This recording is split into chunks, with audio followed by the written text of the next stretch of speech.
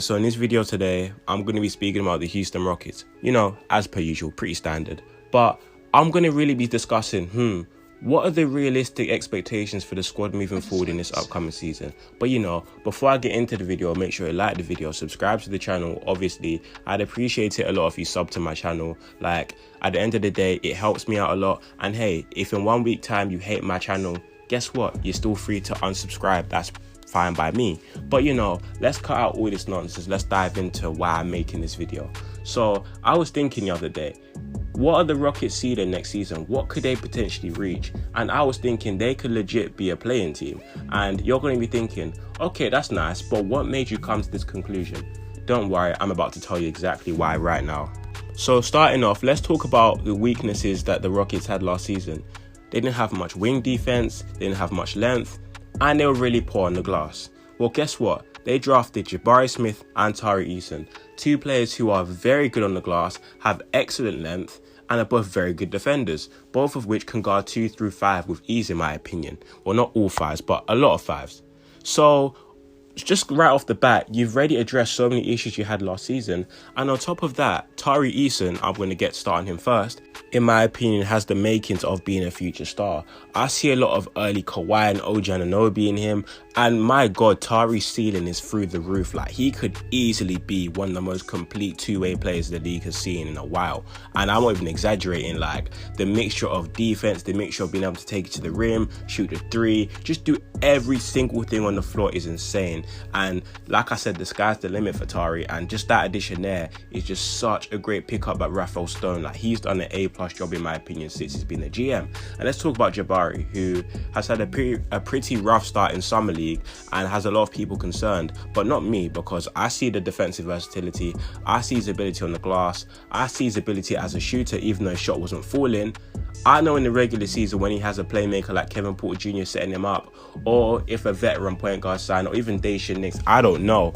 I know Jabari Smith's looks are going to be easier because in summer league he's the main threat. So the best defenders likely going to be guarding Jabari Smith, which they were.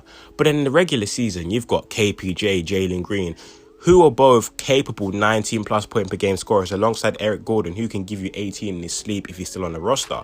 So a lot of defensive, assignments from the other team will be their best defenders on the other team will likely be on those lot, leaving a lot more easier looks for Jabari Smith. And I'm really not too concerned about how he's going to ease into the offense. I feel like that'll be a fine transition, and overall great additions by the team, and they fill in a lot of gaps which were there last season. Now, the main thing which is going to elevate this team to a playing team is Kevin Porter Jr. and Jalen Green taking a jump.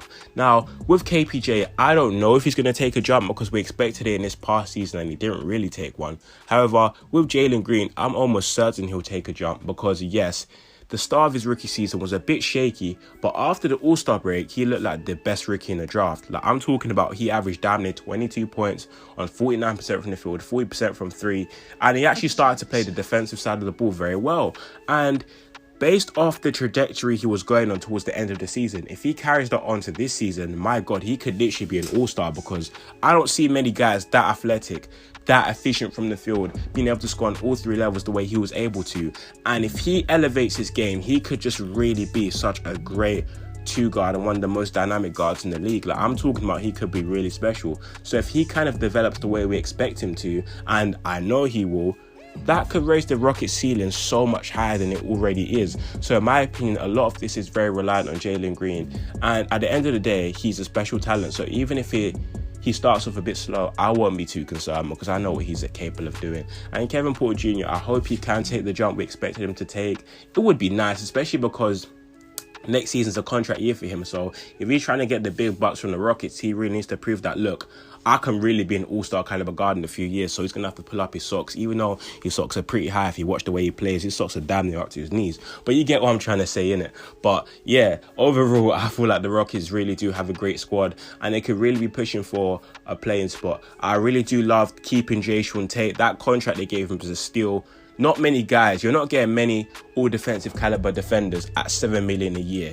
Tate was an absolute pickup. Like, I'm talking about if you left this a year later, because I believe the Rockets declined his team option, a year later Tate could be worth 10 million, and those 3 million, the extra 3 million each year actually adds up. So I'm actually really glad they extended Tate and gave him that great contract, very team friendly. And yeah, overall I feel like the Rockets could be great next season. Let me know what you guys feel about Houston in the comment section down below. Do you think they'll be a playing caliber team? Do you feel like they'll be at the bottom of the league and therefore high in the lottery again? I don't really know. But let me get you guys' opinion in the comment section down below. I'd love to hear what you guys have to say. But thank you for listening and watching the video. And yeah, I'm out. Peace.